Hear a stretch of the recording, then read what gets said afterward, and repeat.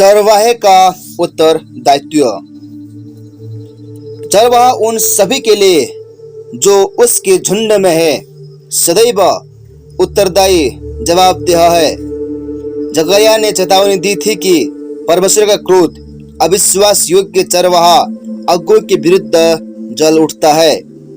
मेरा क्रोध चरवाहों के विरुद्ध जल उठता है और मैं अगुओं को दंड दूंगा, क्योंकि प्रभु सर्वशक्तिमान अपने झुंड की देखभाल करेगा। जकरिया 10:3 में देखते हैं,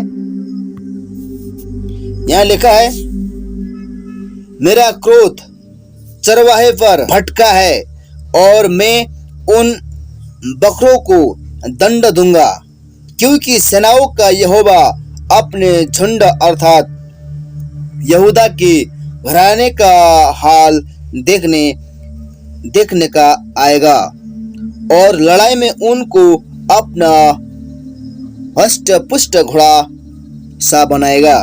आमीन। और एक चरवाहे के रूप में आप सदैव उसके झुंड और व्यक्तिगत भेड़ के लिए परमेश्वर के प्रति जवाबदेह है। परमेश्वर महान और प्रभुत्व रखने वाला चरवाहा है और आप एक उप चरवाहे है जो सीधे परमेश्वर को उत्तरदायी है। जकरिया एक चरवाहे पर जो अपने झुंड को त्याग देता है एक विशेष धिक्कार की उद्घोषणा करता है। हाय उस निकम्मे चरवाहे पर जो भेड़ बकरियों को छोड़ जाता है। जकरिया 11:17 में फिर भी देखते हैं, लिखा है, हाय उस निकम्मे चरवाहे पर जो भेड़ बकरियों को छोड़ जाता है, उसकी बाह और दाहिनी आंख दोनों पर तलवार लगेगी, तब उसकी बाह सूख जाएगी और उसकी दाहिनी आंख फूट जाएगी। आमीन। और एक चरवाहे का पास खतरे से भागने का वही समान अधिकार नहीं है जो एक साधारण व्यक्ति को है। जहाज के कप्तान को अपने जहाज का परित्याग करने का कोई अधिकार नहीं है जब तक कि एक भी यात्री खतरे में है। एक पुलिस वाले को कोई अधिकार नहीं है कि एक अपराधी से भागे जब वो लोगों को खतरे में डाल रहा है। दूसरों की रक्षा करते हुए यदि आवश्यकता पड़े तो अपनी ड्यूटी पूरी करते हुए पुलिस मरने तक जिम्मेदार है। एक माता पिता को कोई अधिकार नहीं कि अपने बच्चों को खतरे के मुंह में छोड़ दे। एक चरवाहे को कोई अधिकार नहीं कि जब खतरा आता है अपने भेड़ बकरियों या झुंड को त्याग दे। जब मंदिर की सशस्त्र पुलिस गतसमनी में आई, यीशु ने उसका सामना किया और उसने कहा कि उसके चेलों को छोड़ दे। यूहन्ना 18:4 से 8 तक ये वचन को पढ़ते हैं। तब यीशु उस सब बातों को जो उस पर आने वाली थी जानकर निकला और उनसे कहने लगा, किसे ढूंढ रहे हो? उन्होंने उसको उत्तर दिया, यीशु नासरी को। यीशु ने उनसे कहा, मैं ही हूँ। और उसका पकड़ने वाले यहूदा भी उनके साथ खड़ा था और उसके वह कहते ही कि मैं हूँ वे पीछे हटकर भूमि पर गिर पड़े। तब उसने फिर उससे पूछा, तुम किसको ढूंढते हो? वे बोले, यीशु नासरी को। यीशु ने उत्तर दिया, मैं तो तुमसे कह चुका हूँ कि मैं ही हूँ। यदि मुझे ढूंढते हो तो इन्हें जाने दो। इस तरह से कहा है। अविश्वासघाती चरवाहे।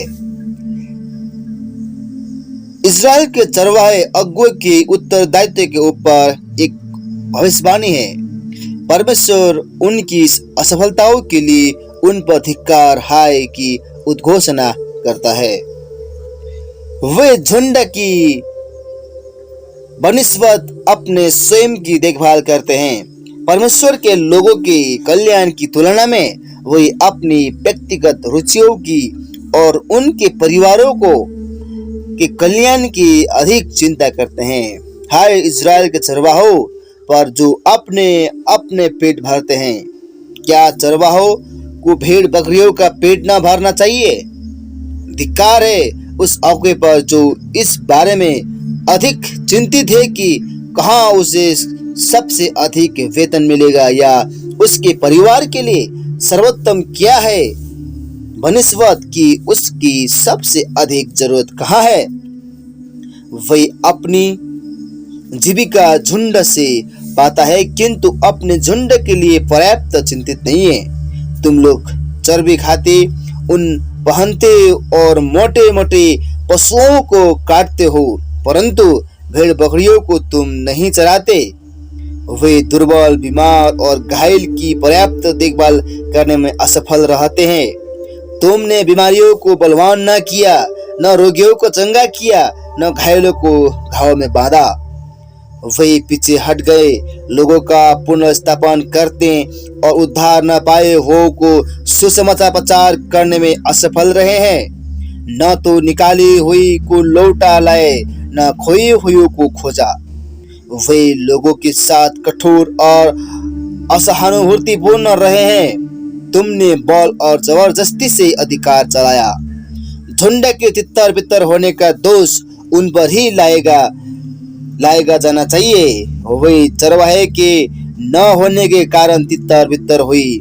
जब एक चरवाहा अपनी मंडली की चरवाही सच्चाई से नहीं करता, लोग आत्मिक रूप से हानि उठाते। यदि आप सदैव ही अपनी बात मनवाने की खोजी में रहेंगे और आपके लोगों के प्रति लापरवाह, तो आप परमेश्वर के एक जन या आपकी मसीहा सदृश्यता के लिए नहीं जाने जाएंगे।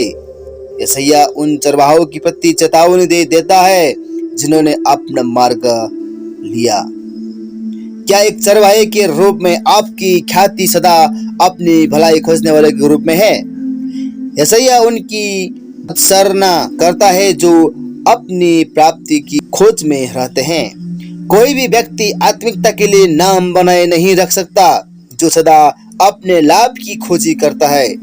पवित्रता आत्मा खोजी होने की विपरीत है। एक पवित्र व्यक्ति सदैव दूसरों के हित और कल्याण के बारे में सोचता है।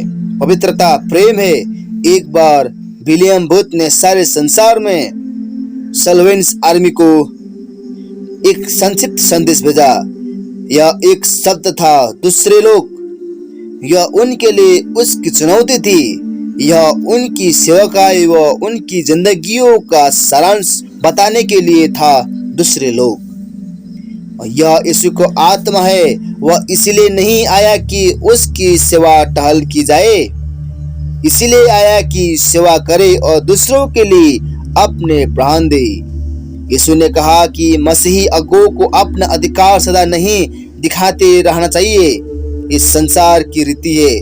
उसने कहा, पर तुम में ऐसा नहीं है, वरन जो कोई तुम में बड़ा होना चाहे वो तुम्हारा सेवक बने, और जो कोई तुम में प्रधान होना चाहे वो सबका दास बने।